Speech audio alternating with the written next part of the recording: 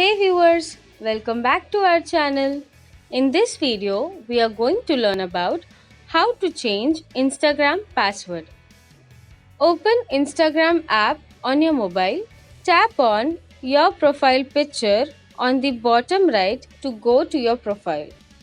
Tap on More Options or three horizontal lines on the top right of your screen. Tap on Settings, then tap on Security, tap on Password, enter your current password, enter your new password, enter your new password again. Tap on tick mark at top right of the screen.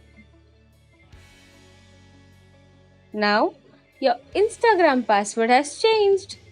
Thank you for watching the video. For more such videos, please like, share, comment and subscribe to our channel.